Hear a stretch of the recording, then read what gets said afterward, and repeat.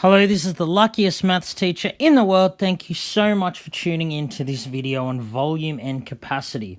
So we're looking specifically at the volume and capacity of a prism. So the formula is volume equals AH. A is the area of the base and H the perpendicular height. So this works for any prism. So let's look at a couple of examples. Let's first look at the cylinder on the left-hand side of your screen, and I apologize that it is poorly drawn. So the volume is the area of the base times the height. Now the base is a circle, because it's the same at the top and the bottom.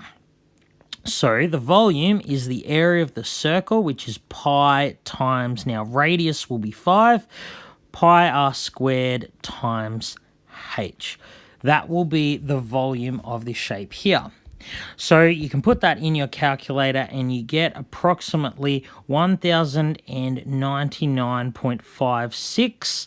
This is to 2 decimal places, and of course the units for volume are centimeters cubed, meters cubed, or whatever, so it'll be centimeters cubed. So if we look at the blue shape, which is a triangular prism, so its volume will be the same. It will be the area of the base times the height. So the base is a triangle because it's the same at front and back. When we say base, we don't necessarily mean what's on the bottom. We mean the shape that is repeated. The triangle is repeated here at the front and it's also at the back, so its base is a triangle. So the area of the base is the base of the triangle times the perpendicular height divided by 2, so that's the area of the base, and then you just multiply it by the perpendicular height. So we didn't need the side that's marked 10 here. It doesn't come into our calculations. So if I put that on my calculator, I get 360, and now the units are meters cubed. So volume's easier than surface area in that we don't have to contend with whether the shape is open or closed. That doesn't affect the volume at all. It wouldn't matter if the cylinder didn't have a circle on top, the volume would stay the same. But the thing that might make it a little harder is that we also have to look at the capacity of shapes. So the difference between volume and capacity is basically just units. Volume is measured in cubic units, as we've just seen, centimeters cubed, meters cubed, whatever. Capacity is measured in things like liters, milliliters, kiloliters, and all that. So 1 milliliter is actually the same as a centimeter cubed. They are literally the same thing. So if you've seen like those American drama shows in hospitals, they'll say, you know, I need 3 cc's of adrenaline or something. Cc's means cubic centimeter, which is the same as a mil. So what about a meter cubed? How many liters or whatever would that be? Well, we know 1,000 mils is 1 liter, right? Now we know a meter cubed, if I want to convert that to centimeters cubed, there are 100 centimeters in a meter. So there are 100 cubed, which is 1 million centimeters cubed in a meter cubed. But because a centimeter cubed is the same as a milliliter, 1 meter cubed is 1 million milliliters. And I just divide by 1,000 to make it into liters, okay? Because there are 1,000 mils in a liter. So 1 meter cubed is actually 1,000 liters or 1 kiloliter. Kiloliter means 1,000 liters. So let's look at the volume of each of the prisms that we just found. So of the cylinder, it was almost 1,100 centimeters cubed. So that is about 1,100 mils, because a centimeter cubed is a milliliter, which is about 1.1 liters. Easy as. What would be the capacity of the triangular prism? Well, it's 360 meters cubed, and 1 meter cubed is 1,000 liters, so 360 meter cubed is 360,000 liters. That's how much this triangular prism would hold. Or if you like, 360 kiloliters, okay? So actually going from volume to capacity is really easy. Just remember, a mil is the same as a centimeter cubed, And 1 meter cubed is 1,000 litres or a kilolitre. We're now going to look at finding the volume of a composite shape. Please pause and copy this down if you need. So we've seen this composite shape before when we found its surface area. Now it turns out it is a prism. We can see that the front is the same shape as the back, but they are not just the same shape, they are also the same size. So this is a prism. So if I want to find its volume, I can just use the formula area of the base times the height. So the base is a rectangle plus a semicircle.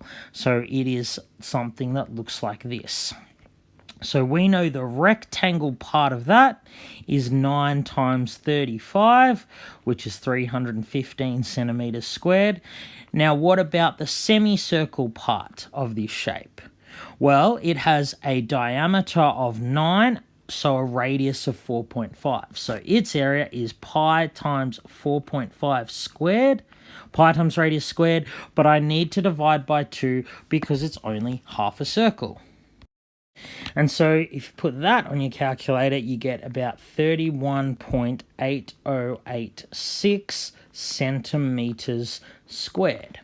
So the area of the base is just this area of the semicircle plus this, so it's about 346.8086 centimeters squared. So to find the volume, I just take this number here, which was A, and times it by the height of the prism, which is 42.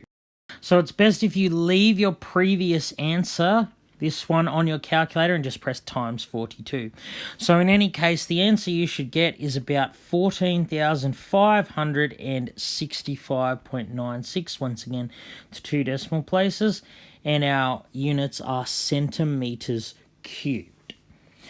So if I wanted to find its capacity, of course, 1 centimeter cubed is a mil, so its capacity is about 14,566 mils. This time I'm rounding to the nearest whole number, and divide by 1,000 if you want it in litres, so 14.566 litres. That's how much liquid it would hold.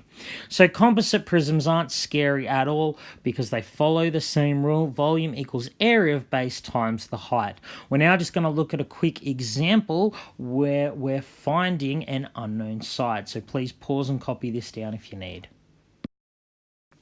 So a can in the shape of a cylinder is made to hold 375 mils of liquid.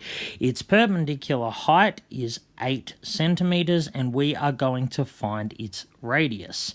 So I said before that, and this was in the previous video, that whenever you are trying to find an unknown side, a dimension, whether it be in volume, surface area, or area, you set up an equation in using the formula, substitute in everything you do know, and rearrange to find what you don't know. So here the formula is area of the base times the height. Okay, but we want to have, something involving the radius. So when we're talking a cylinder, the area of the base is pi r squared. So this is the volume of specifically a cylinder.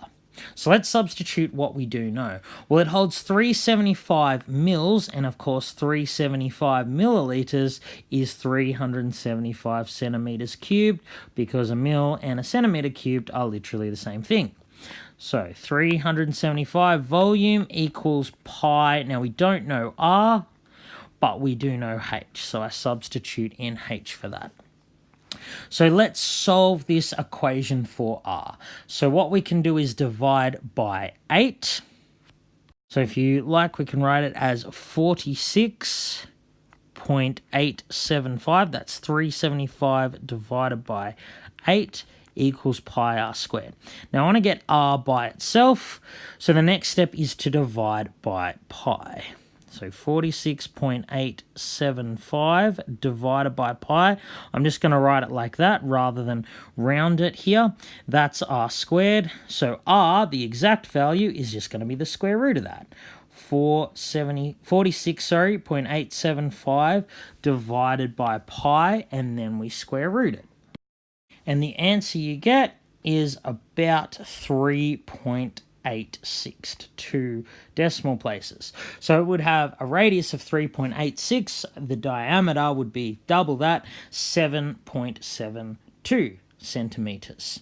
So again, if you need to find an unknown site, a dimension in volume, surface area, or area, you set up a formula, you substitute in everything you do know, and rearrange to find what you don't know. It's that easy. All right, thank you so much for tuning in. This has been the luckiest maths teacher in the world. Have a great day.